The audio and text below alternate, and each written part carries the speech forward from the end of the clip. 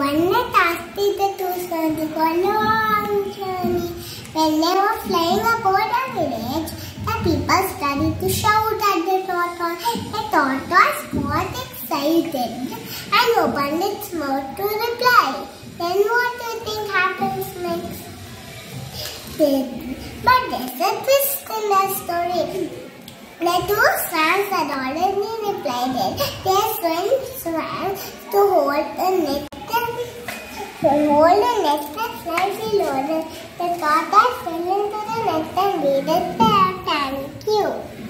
I hope you all liked the story.